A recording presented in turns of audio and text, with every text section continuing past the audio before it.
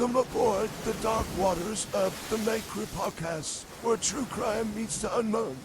Each month we dive into the eerie, the unsolved, and the stories that haunt the shadows. If it's creepy, mysterious, or just plain unsettling, you'll find it here. So light your lantern, step onto the deck, and prepare to uncover what lies beneath the surface. This podcast contains discussions of true crime, disturbing content, and mature themes that may not be suitable for all audiences. Listener discretion is strongly advised. The Night Crew podcast aims to present stories with respect to the victims and their families, and the intent is never to sensationalize tragedy, but to shed light on the unknown and unexplained. Hello, everyone, and welcome to episode number 22 of The Night Crew, show where we dive deep into the darkest mysteries, chilling true crime cases, and the haunting stories that still echo through history. I'm your host, Katie, and Drew is with me today. Hello, guys. Nice to be back. It's been a while. I've been working on other projects, but I might be coming in and out of some of these episodes from here on out, so we'll see. Yes, I'm tired of hearing my own voice, so I asked him to join me so I wouldn't be alone again. But today he doesn't know anything about this story or this serial killer, so he will just be in the background reacting to everything because it's quite disturbing, as are the other ones. So, today we're stepping into one of the most heartbreaking chapters in American crime. This isn't just another profile, killer profile. This is a story about children who vanished, parents who begged to be heard, a city that tried to look the other way, and a predator hiding in plain sight. Today we're talking about Dean Corll, a man who became known as the Candyman, in the horrifying Houston mass murders that shocked the nation, shattered families, and forever changed the way we respond to missing children. This episode will be heavy, but it will be disturbing, but it is important. Because these boys deserve to be seen, their voices deserve to be heard, and their story deserves to be told with truth, care, and respect. So with that being said, we'll just dive right into Dean's life. Well, this will be interesting, for sure. Jeez. Yeah, it's not one of the worst ones I've done, I'm not gonna lie, but I saw it on the TikTok post about some of the prolific ones, some of the serial killers not many people know about, so, because I've never heard of him before. Well, I'm sure most people have heard of the Candyman, but don't actually know, like, what it's about. Like, of course, the movie came out, but I wonder how that movie's going to play out compared to the actual legitimate story, so. I've never seen the movie. Do you know if it's based on him? Or just scary? We'll find out. I'll be able to tell you more. Okay. Okay. So there are some stories we tell because they warn us, some because they haunt us, and some because they force us to confront the darkest parts of human nature, the parts that exist quietly among us, hidden behind polite smiles and ordinary lives. This is one of those stories. In the early 1970s, Houston, Texas, was a city filled with families, schools, neighborhoods, and children who were supposed to be safe. Parents worked, kids rode their bikes, teenagers disappeared, and people said they must have just run away. It was easier to believe that than to face something worse. But the truth wasn't simple, and it wasn't kind. The truth was that one of the most horrifying killers in America wasn't lurking in shadows or stalking strangers in the night. He was trusted, he was friendly, and he owned a candy business. And he was quietly carrying out one of the most disturbing series of murders the country had ever seen. So today, I'm going to talk about Dean, a man whose crimes shocked a nation, shattered families, and exposed terrifying cracks in how society listened or failed to listen to missing children. This isn't just a story of a killer, it's a story about manipulation, about silence, about boys who should have been protected and weren't. So settle in, because this case isn't about fear of the unknown. It's about fear of what hides in plain sight.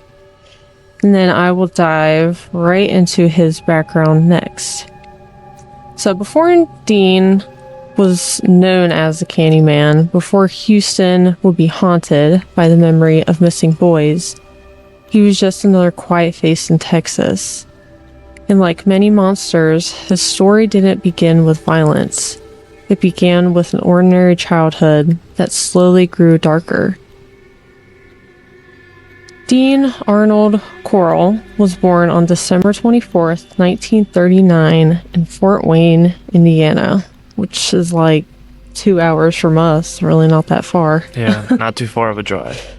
On the surface, his childhood wasn't the type people immediately point to and say, that created a killer, but it wasn't necessarily stable either. His parents had a rocky relationship, full of tension and separation. They divorced when Dean was still young, remarried, and then divorced again. Dean grew up bouncing between emotional distance and strict discipline. He learned early how to appear obedient, quiet, and unnoticed, traits he would later weaponize. When Dean was a teenager, the family eventually moved to Houston, Texas, where his life and the lives of dozens of boys would be forever altered. His mother started a small family business called the Corll Candy Company, and Dean helped run it. He was always polite, always calm. He worked hard. Neighbors liked him, and kids loved him there. He gave them free candy, let them hang around, and treated them like friends. That's where one of his nicknames came from, the Candyman. I feel like it's not going to go well. No, it doesn't. I think the one that Ted Bundy kind of appeared like that too, where he was so nice to everyone, so polite, and then on the inside, he's over here like killing women and other people. So this guy is the same way, just like that. But with little boys. Yes, with little boys. Jeez. Beneath that friendly exterior, Dean was developing disturbing behaviors. He became controlling, secretive, and deeply private. He didn't date. He didn't socialize much with adults. Instead, he gravitated toward teenage boys. So he would invite them to the candy factory. He hired them, befriended them, and slowly built a reputation as the cool older guy who let kids drink, hang out, and break rules. Around this time, Dean was reportedly discharged from military service after a brief stint, with some accounts mentioning concerns about his psychological state. When he came back to Houston, he seemed different, more withdrawn, more predatory. And this is where the groundwork for horror truly began. So Dean's relationship with his mother also plays a strange role in this story. She adored him. She saw him as perfect, loyal, and reliable. Basically, she turned a blind eye towards him. She defended him fiercely and trusted him completely. Dean could do no wrong in her eyes. And that blind trust meant no one questioned what he was doing. No one suspected that behind the candy shop smiles and polite manners, he was developing an obsession. An obsession with control, vulnerability, and teenage boys.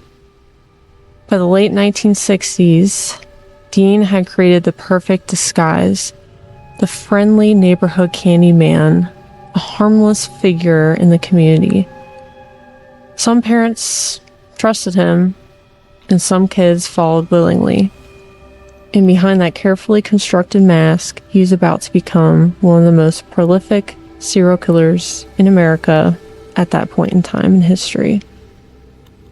So this is when things start to turn dark for him. For a long time, Dean blended in. He worked, he smiled, he handed out candy, He was that quiet, reliable figure no one paid attention to. But evil rarely explodes overnight. Sometimes it creeps in slowly, quietly, and patiently. And that's exactly what happened with Dean. So going back to his brief time in the military, I wanted to look more into that a little bit. So after returning from his brief time in the military and settling fully back into Houston, something in him seemed to change. So Dean served in the U.S. military and enlisted in 1964. He was stationed in a few places like Fort Polk, Louisiana, Fort Benning, Georgia, and Fort Hood in Texas. And he was honorably discharged after about 10 months of service. The discharge was a hardship discharge, which he requested so he could return home to help with his family's candy business. That's kind of insane. I know. Usually you can't just, hey, my family's business is crumbling. Can I just leave the military service for that? That's crazy. You just get let off the hook like that. That comes from someone who served 6 years, had a tour in Iraq, by the way. Well, and he didn't even serve a year. He just did 10 months. And, like, no one in his family was dying. It was just his family business. So I'm surprised they even honorably discharged him instead of just kicking him out, I guess, or whatever. I'm just, that's bewildering. Like that is not normal nowadays. You cannot get that nowadays at all whatsoever. Oh, so it doesn't exist? Hardship? Oh, no, not...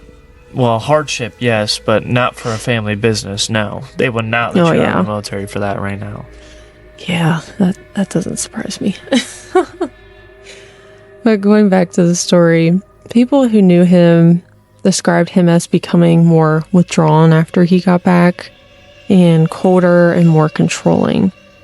He didn't form healthy adult relationships. Instead, he gravitated more intensely toward teenage boys. They weren't just kids hanging around anymore. They became his world. So Dean started building his life around them, the boys. The candy company became more than a business. It became a magnet, a place where boys were always welcome, a place where rules didn't really apply, where Dean wasn't just an adult. He was the cool older guy who didn't judge, didn't nag, and didn't tell anyone what went on. He offered them free candy, then rides, then money, then alcohol, and eventually access to something they weren't getting anywhere else: attention, validation, and a sense of belonging. And while the boys saw a friend, a mentor, a safe place, Dean saw something very different. He saw vulnerability, opportunity, and control.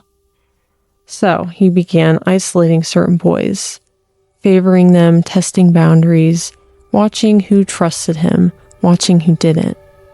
Dean wasn't acting impulsively. He was building a system brick by brick. Each favor, each friendly gesture, each invitation deeper into his private world tightened his grip. At the same time, he became increasingly secretive. He distanced himself from adults. He kept his personal life hidden. He locked doors, controlled who came and went, and created an environment where everything revolved around him and the boys he pulled into his orbit.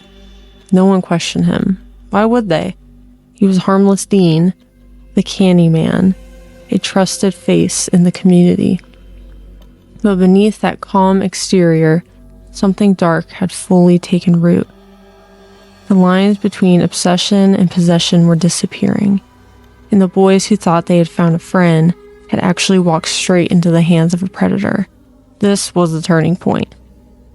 The moment where Dean stopped simply being a lonely, offbeat man and became something different, something far more dangerous. Because soon, the attention wasn't enough. The control wasn't enough. And Dean wanted more, and he was about to take it. If Dean's life had simply stayed strange and unsettling, maybe this story would have ended differently. But it didn't. Because once Dean discovered how easily he could manipulate trust, he turned his world into a hunting ground. And the most terrifying part? He didn't have to stalk strangers in alleys. He didn't have to lurk in the shadows. He made his victims come to him. Dean's home, his workplace, and eventually anywhere he lived became what investigators would later describe as safe spaces turned into trap rooms. To the boys of Houston, these places were exciting, private, and free from rules. To Dean, they were controlled environments, places where he set the tone, where he dictated the mood, where he had the power. He created an image, the generous older guy, the trusted adult who got it, the man who didn't nag, didn't judge, didn't lecture. Teenagers, especially vulnerable ones, gravitated toward that, and Dean knew it. He built loyalty slowly, free candy, and money for doing simple tasks. Then parties, drinks, drugs, a place to crash, secrets shared, trust gained. One step at a time, he erased boundaries. Before long, boys were hanging around constantly. Word spread fast among teenagers, and soon, Dean's homes weren't just places to stop by, they were destinations. Kids brought friends, those friends brought more friends. Dean was always there, always welcoming, always prepared for them. Have you ever seen the movie Ma? Have I? I think so. Yeah, it's where, like, she pretty much manipulates these high school kids to come party at her house. And then, like, she falls in love with one of the kids there. Like, she basically manipulates them, like, hey, my house is a safe place, but she's, like, being a predator towards them. This is what that reminds me of, is that movie. Oh, maybe I haven't seen that movie, because I don't remember that.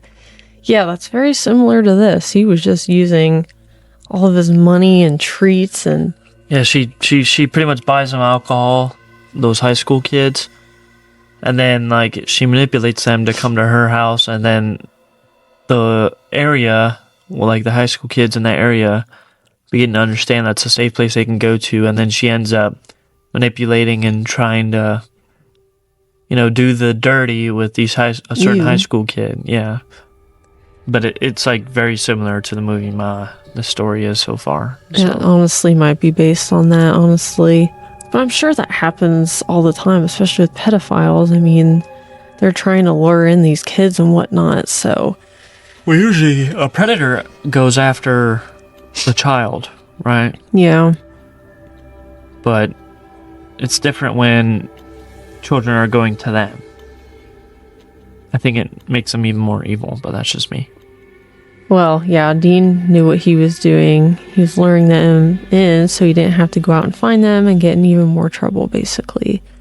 And around the time of this case, Houston wasn't doing the greatest, since police were really overwhelmed with a lot of missing teen reports, especially boys. Many authorities brushed off these disappearances, and they said they were just runaway kids. They said they'll come back. They'll probably just be back later. They just left home. So all these parents were ignored, warnings went unheard, and no one imagined someone like Dean was capable of orchestrating something so horrifying. Society gave him the perfect cover: indifference. Dean exploited every gap, every blind spot, every moment when someone assumed they're just kids being kids. He learned which boys didn't have stable homes, which boys felt invisible, which ones wouldn't be searched for right away. This wasn't impulsive or chaotic. It was strategic. He wasn't simply inviting boys over, he was studying them, testing their loyalty, seeing who trusted him most, who kept secrets, who followed without question. And in that carefully crafted world of favors, alcohol, money, and promises, Dean gained something far more powerful than access. He gained control. He had created the perfect illusion a place that felt safe, fun, and free, while in reality it was a prison disguised as a hangout. This was no longer just a lonely man with dark urges. This was a predator with a system. And soon he wouldn't be doing it alone, because Dean was about to bring other teenagers into this world, not just as victims, but as accomplices. Oh, what? Yes.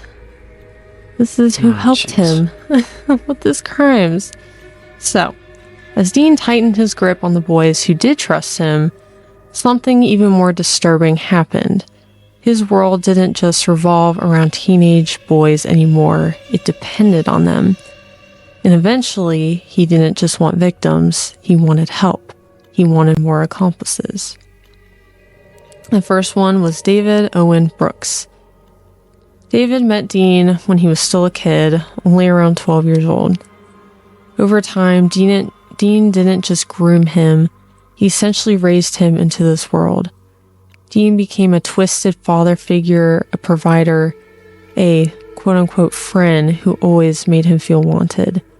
David got money, gifts, attention. He got to belong. And Dean made sure David always felt indebted, always connected. Eventually, Dean revealed a darker side, but by then, David was emotionally tied to him. Dependent, conditioned, Dean manipulated him into silence, then into cooperation, and finally into participation. David didn't just witness Dean's world, he became a part of it. In one of the most chilling dynamics in criminal history, he started helping Dean lure boys, some of whom he knew personally, straight into the trap. The second accomplice was Elmer Wayne Henley, a teenager dealing with poverty, instability, and limited options. When Dean came into his life, it seemed like an opportunity. Money, security, a sense of belonging, everything Henley didn't have. At first, Henley refused to help Dean. He was disturbed. He wanted nothing to do with it. But Dean was patient, manipulative, and persistent. He offered money, promised financial relief for Henley's struggling family. And slowly, Henley caved, not in one dramatic moment, but in a gradual surrender, a compromise here, a justification there, until the unthinkable became something he could live with. Dean didn't just manipulate their actions, he manipulated their morality. He convinced them the boys were runaways no one cared about, told them this was necessary, gave them rewards, gave them power, and once they crossed that first line, there was no going back. So, together, Brooks and Henley weren't simple side characters, they were critical. They lured boys Dean couldn't reach. They provided credibility. Victims trusted them because they were peers. It wasn't a random partnership, it was engineered. Dean chose boys who needed money, belonging, approval, and were already overlooked by the world. He didn't just enslave victims, he enslaved his accomplices too. They became trapped in a cycle of fear, loyalty, dependency, guilt, and survival. A psychological prison that only grew darker as the crimes escalated. And now, instead of one predator, Houston had 3 people participating in something far more terrifying than anyone imagined. With accomplices by his side, Dean no longer needed to chase opportunity. He had created it. He had built a machine, 1 man at the center and 2 teenage boys as his recruiters, in a city completely unaware of what was happening under their noses. And with that deadly team in place, the killing would begin to escalate. As Dean tightened his hold over his accomplices and perfected his system of manipulation, control, and secrecy, the murders didn't just continue, they escalated. What began as isolated acts of violence grew into horrifying routine. Dean was no longer experimenting. He was confident in practice. He knew how to lure. He knew how to silence. and most disturbingly, he knew how to disappear people without leaving a ripple. This was a phase where the killings increased in frequency, organization, and cruelty. Once Dean realized that teenagers could simply vanish without serious police alarm, That's something insane, shifted. by the way. Yeah. Very insane. What, the police part? Yeah, like, Yeah. missing children, that's okay. Like, what? Yeah, I don't know how they even got away with that. There's no way there's that many runaway kids at that time when all these boys are going missing. Yeah. It's just crazy. But either way, missing boys weren't immediately handled as kidnappings. Too often they were labeled as runaways, as I said earlier. That failure in the system empowered Dean. So he began planning and refining. His crimes became very organized and repetitive in method, but increasingly bold in execution. Friends disappeared, neighbors disappeared, brothers of friends disappeared. Dean no longer worried about choosing strangers. He selected boys he knew and felt confident wouldn't cause backlash. And with David Brooks and eventually Elmer Wayne Henley actively supplying victims, the opportunities kept coming. This is when the timeline tightens. Weeks between disappearances began shrinking to days. Murders occurred back to back. It was no longer rare. It became a routine. During this escalation period, Dean's mindset shifted from thrill to entitlement. He wasn't committing crimes of impulse anymore. He was feeding an expectation he created for himself. Dean developed his own rituals and patterns in how victims were chosen, taken, subdued, and disposed of. Serial offenders often evolve because repetition gives them psychological reinforcement. Each crime strengthens their belief that they are untouchable. Dean absolutely believed that. He'd done it before and he'd gotten away with it. So why would anything change? It's also in this stage that we see his sadism deepen. The longer he operated without consequences, the colder he became.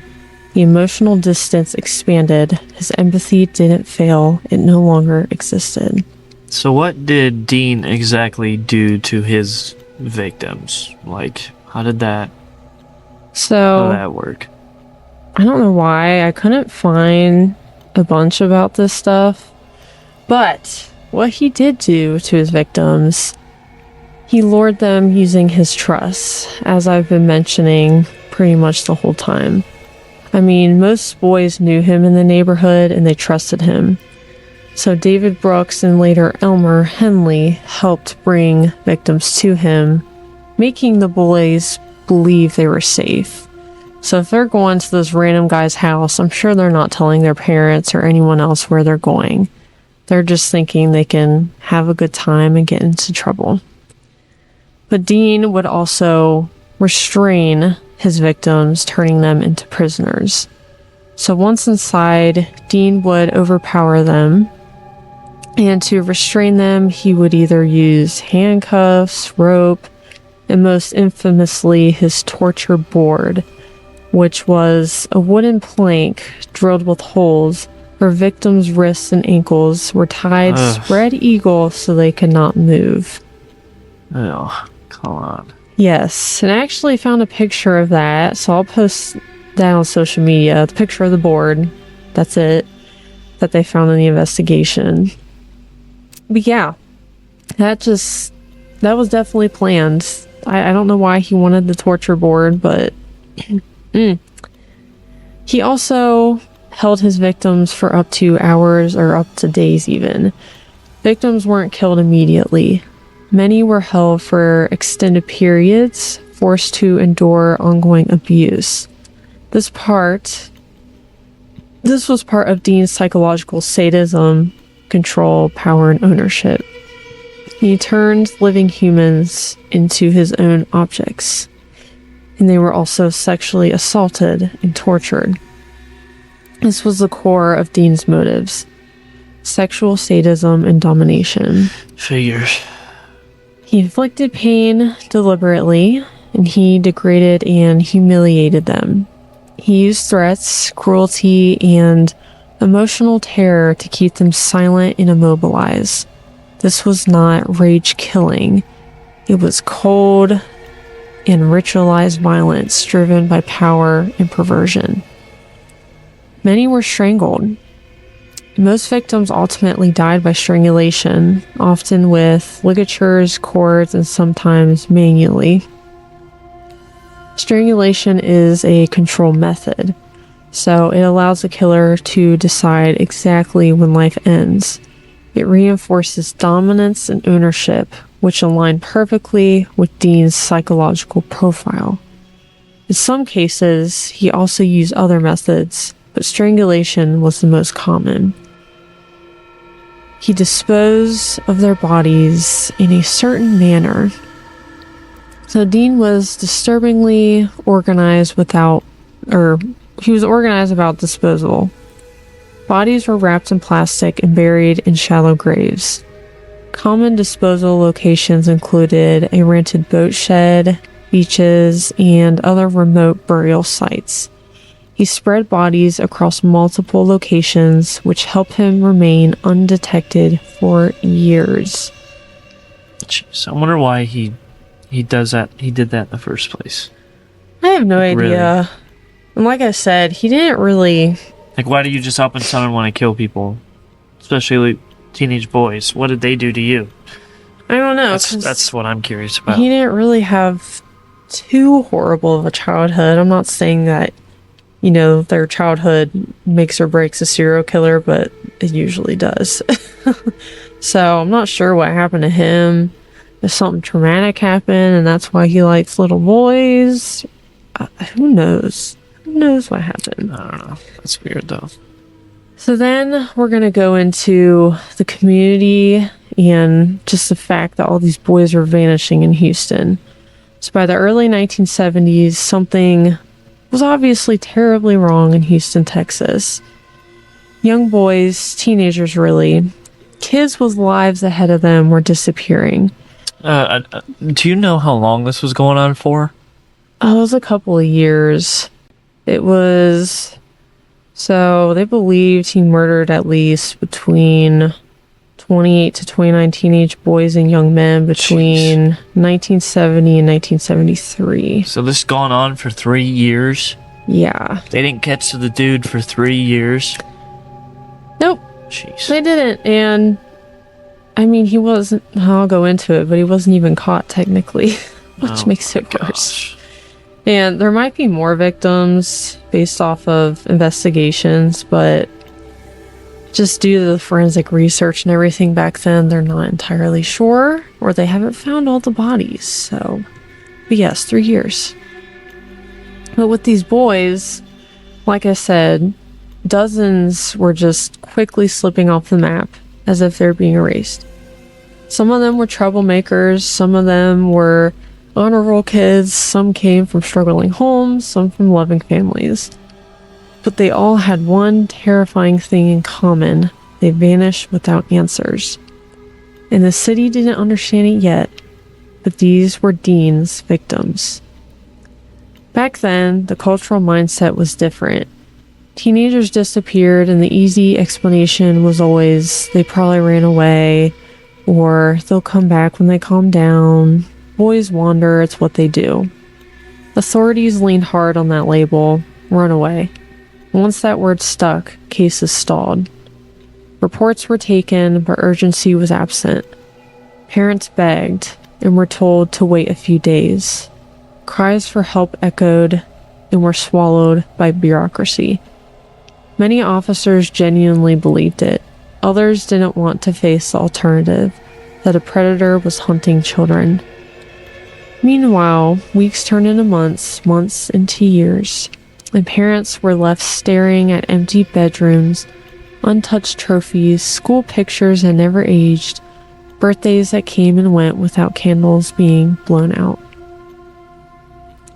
Houston's Heights neighborhood, where many boys vanished, changed. Bike rides stopped, parents stopped letting kids walk alone, children looked over their shoulders, a subtle terror settled in like fog. People whispered, "Did you hear about another boy? Something is happening. Nobody is doing anything." And beneath it all was guilt. Communities blamed the boys, police blamed the families. Society blamed behavior, rebellion, bad choices. No one blamed a monster because no one wanted to believe one existed. Some parents refused to accept the runaway label. They put up flyers, they knocked on doors, they searched woods, fields, and abandoned lots. They chased every single rumor, every whisper, and every strand of hope. They called police again and again, and each time they were told they're out there somewhere or they'll come home, except they didn't. And as more boys disappeared, grief turned into something else, anger. A mother's worst fear isn't just losing a child, it's losing them and being told it doesn't matter. Which is wild because, nowadays, what is it? You have to wait 24 hours to report a missing child, I think. I'm pretty sure it's 24 hours. I think after 24 hours, they're considered a missing child, yes. Yeah, after but you can 24 report hours. them right away that they're missing. Yeah.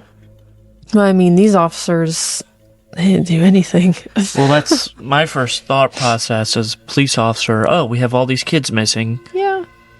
All these families are saying, hey, we're missing our child. Where did our child go? My first thought is to be like, okay, what is in our town or city or whatever, where do children go to? Where these children go missing? Yeah. Candy store, toy store, anywhere places high school, middle school age teenagers hang out at. So let's, stalk there and see where these children go. And then if you see one that goes inside the store and doesn't come out, you found your problem. Just imagine. It's never that simple, obviously, in real life, but theoretically, it's like a baseline you could use, I guess, to figure out what's going on with these missing children. I don't know, as a police officer, that's what I would have thought, but I'm not a police officer, so. Either way, common sense, if more than 20 boys just go missing, not all of them are running away. There's just no way. Especially if they're good kids and, they're doing fine in life. There's no reason they would run away.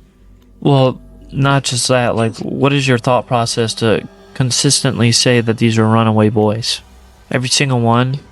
All 23 of them?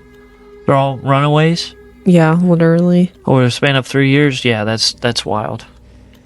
Oh, yes, it is. And behind the denial of it all, a lot of the neighborhood that just had shame.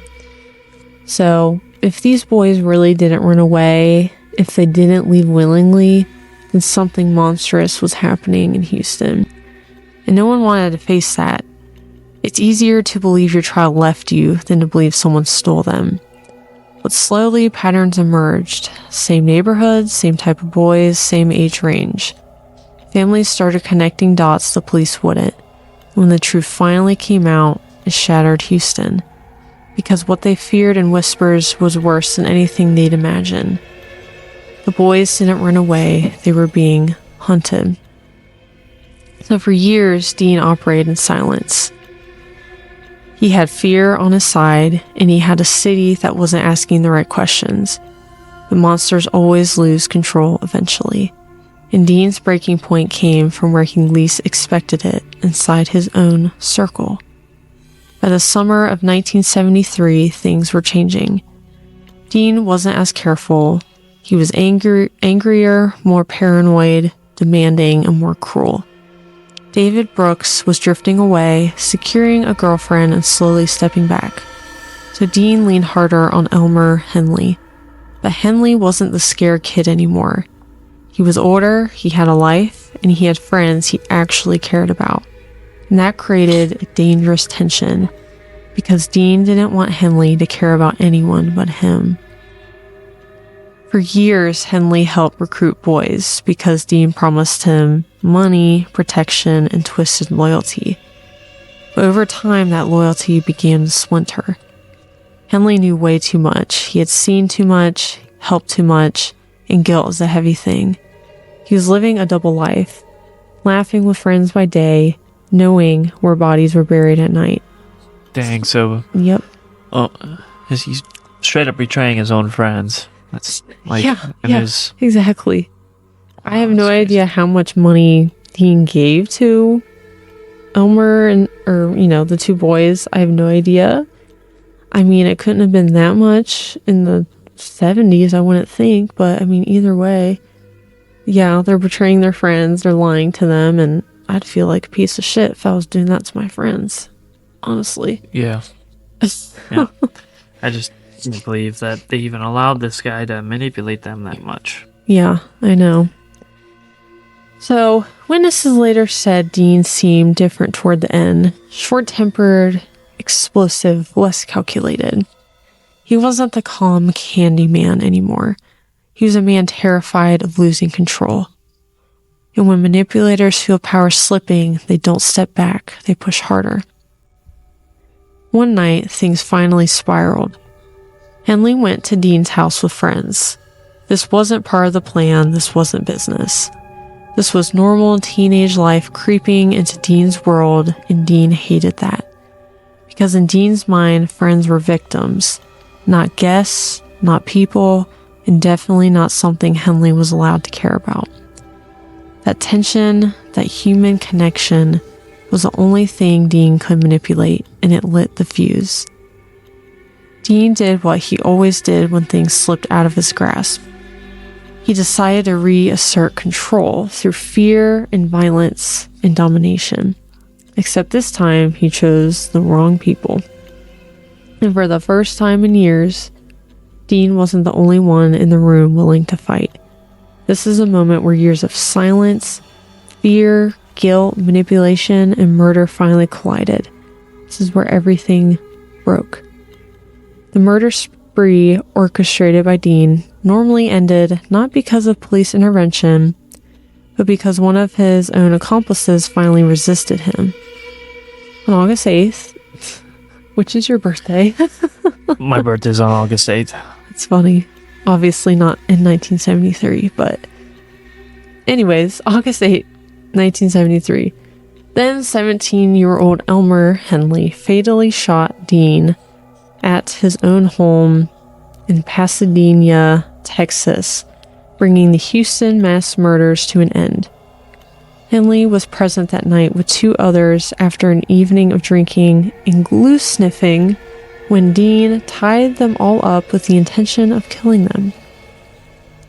Henley managed to convince Dean to release him, but realized he and the other guests were still in danger. Armed with Dean's pistol, Henley shot him multiple times, killing him and stopping the murders. Shortly afterward, he called police and confessed. Henley's decision to turn on Dean was a self-preservation reaction, but it also became the moment the full scale of Dean's crimes were exposed. So after the shooting, Henley led authorities to multiple burial sites containing dozens of victims. Well, at least he confessed and is actually doing the right thing. Morality never changes. Yeah. I mean, eventually at some point, your morality's going to win over you, and you'll be like, this is messed up, I shouldn't be doing this. So. Yeah, he definitely had morals if he knew what was right and wrong. I mean, should he have done it in the beginning? No. I won't say he had the best morals, because No. clearly he still helped kill people, but No. I mean, at some point, your basic moral understanding of what's right and wrong comes into play. I think that's where this came into play. So, Henley confesses. At first, police didn't know what to think. A teenager shoots an older man, claims the man was going to kill him, claims there are other victims, and claims there are many bodies.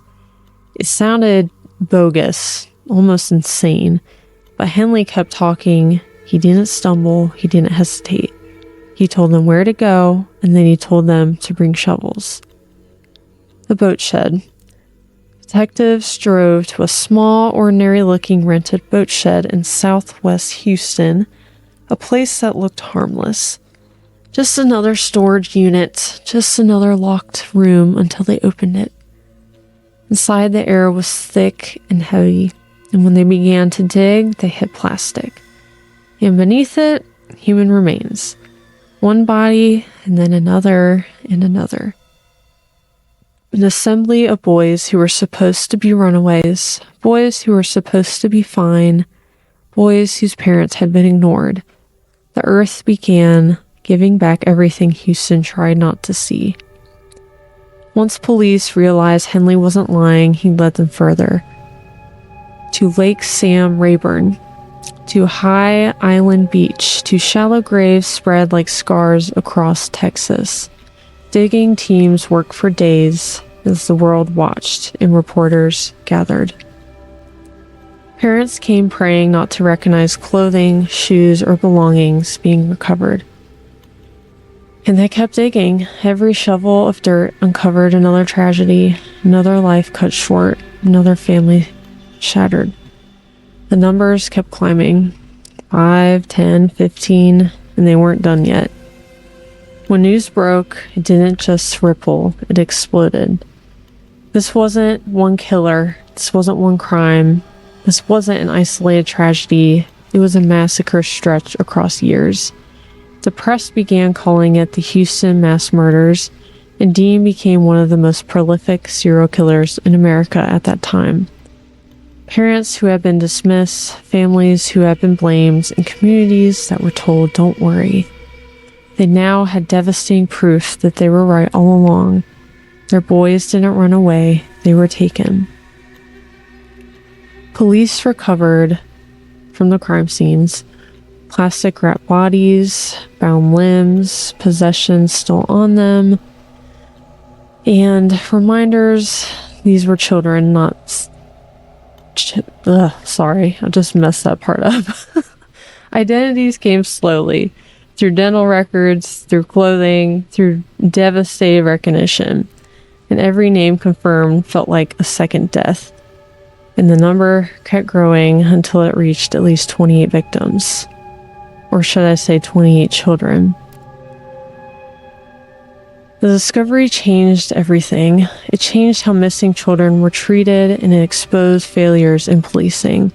It forced society to confront uncomfortable truths about predators who hide in plain sight. It was a time of just great sorrow for all of these families. And it left a permanent wound on Houston's history, because buried in that Texas soil were more than bodies. Buried there were years of ignored pleas. Buried there was trust and innocence.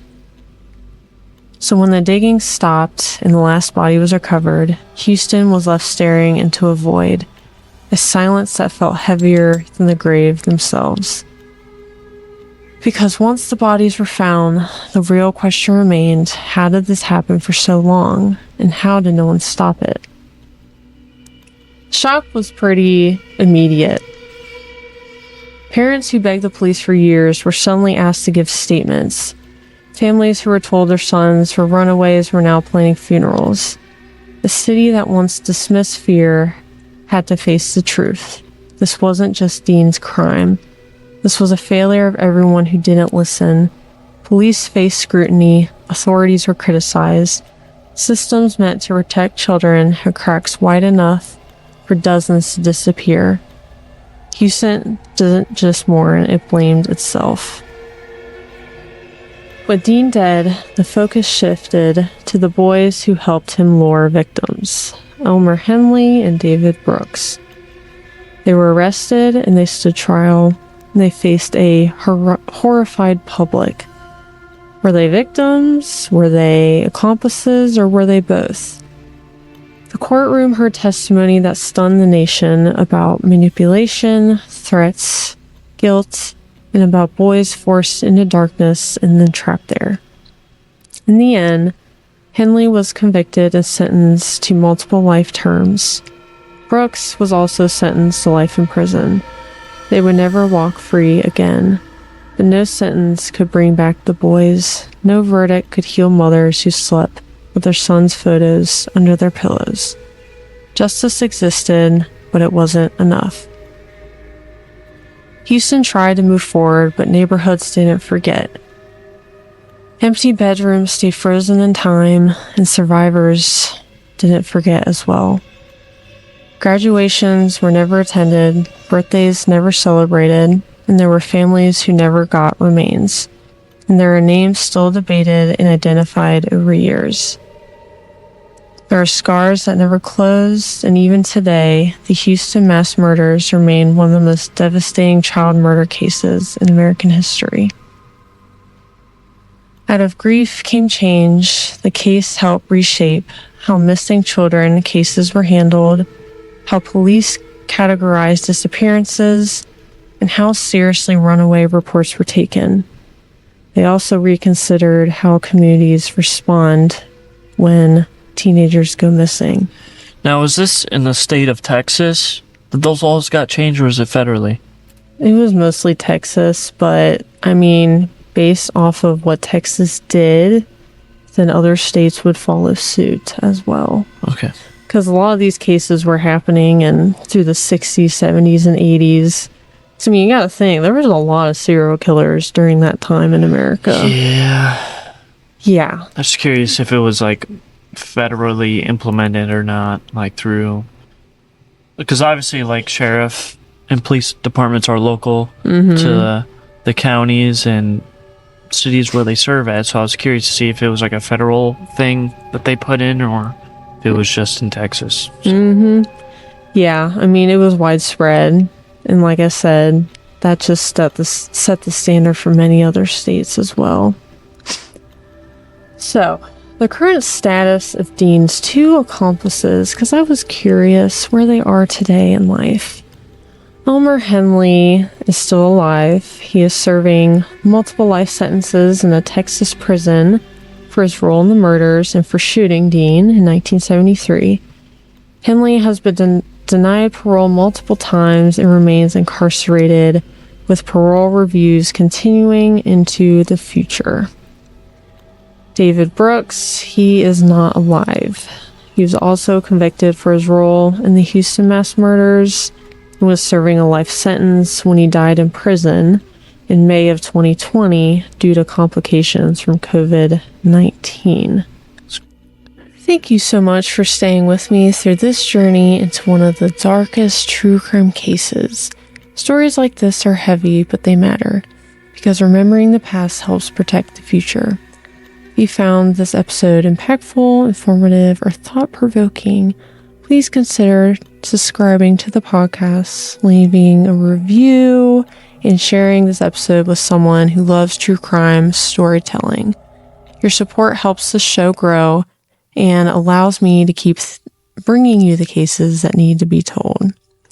So, if you'd like to continue the conversation, talk theories, or suggest future episodes, you can always reach out or follow on social media. We love hearing from you.